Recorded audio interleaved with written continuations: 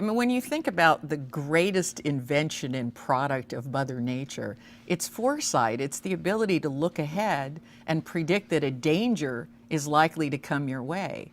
And what I say in the book is there could be no greater advantage than knowing what the future holds, right? Not in nature, because you could avoid being eaten, becoming food, or being attacked. In business, the same thing, and individually. And for all of the time that humans have been on the earth, we've been fascinated with the future. You know, kings and leaders have summoned in seers and psychics and you know, and predictors to tell them, you know, how many offspring they were going to have and whether they were going to win wars. And we've just been fascinated by it. But today, we are going through a major sea change where this idea that the future is unknown and it cannot be controlled is no longer true. And that's because we are collecting so much data, and that data now is turning into very precise algorithms that are allowing us to predict future events with unprecedented accuracy.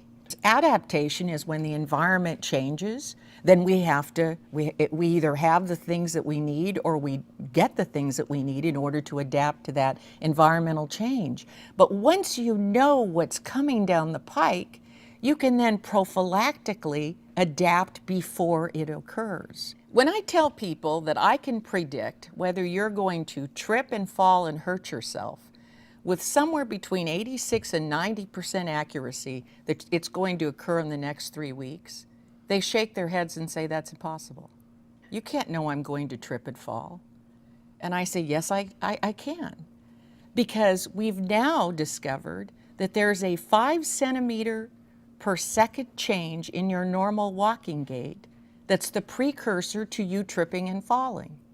So we can put a Fitbit right on your ankle, and we can see that there's a change in your normal walking gait. We could ping your phone and say, hey, get into physical therapy. You're going to trip and fall with an 86 to 90% probability rate. Now think of what this means to the elderly who frequently lose their ability to live independently because they break a hip or a leg and that's it. They're in assisted living after that.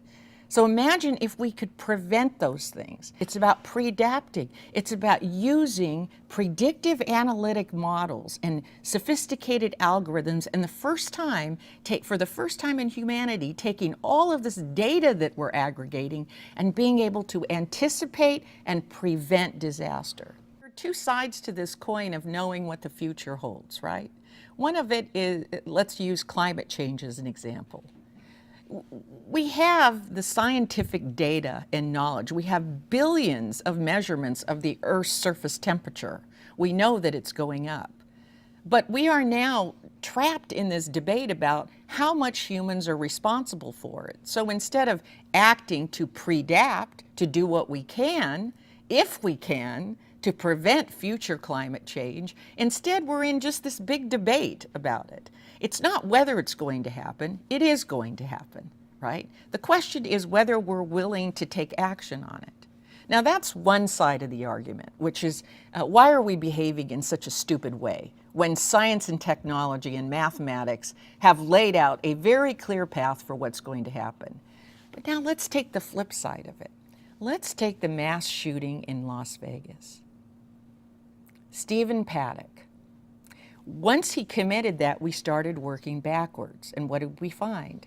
We found out that his father was a diagnosed violent sociopath. That is an inheritable behavioral disposition. We found out that in June of that year, of this past year, that he had been prescribed diazepam. Should never be prescribed to somebody who's got a family history of violence.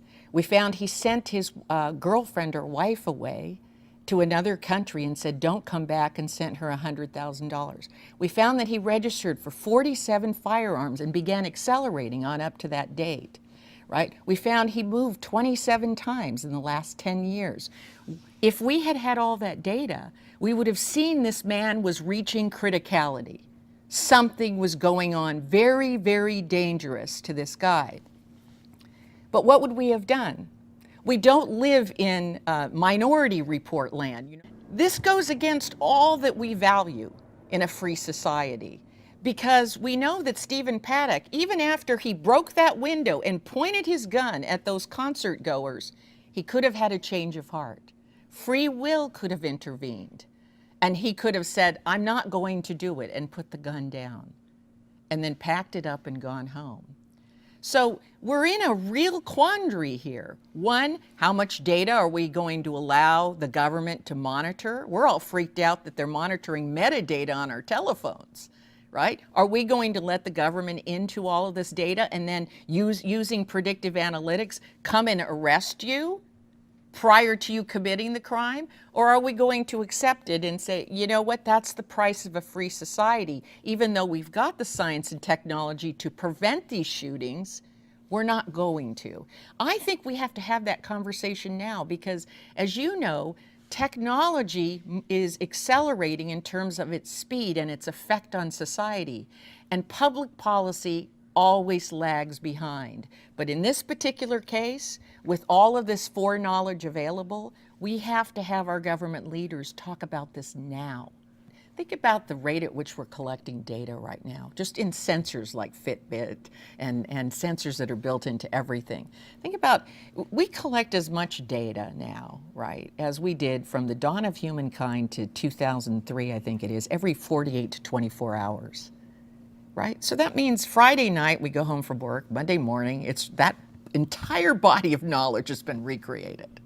Right? So we kind of overshot our goal of data production. Now the point is that very sophisticated computers, soon quantum computing, are stringing all of this data together, and we're finding patterns that we never knew existed. Predictive analytics right now is being used on Wall Street to predict the fluctuations in the market. And those who have those models and those tools are making a lot of money, right? Artificial intelligence just looks at the facts and generates a conclusion and makes a decision based on that. You could probably tell, I'm passionate about progress in science and technology, because I think the good that it does far outweighs that dark side. So let me give you an example of this. We're currently suffering tens of thousands of people are suffering from opioid addiction in this country and other nations, right? It turns out that using predictive analytics, there's a company called Fuzzy Logics, and simply looking at your medical records and having you answer a few questions about behavioral markers, they're able to predict within 80 to 85% whether you're predisposed to become an opioid addict. Now, we know that the vast majority of opioid addicts got their start on a legal doctor prescription. So my question is, if we've got the technology and the science to know that you're predisposed, wouldn't you want to know that?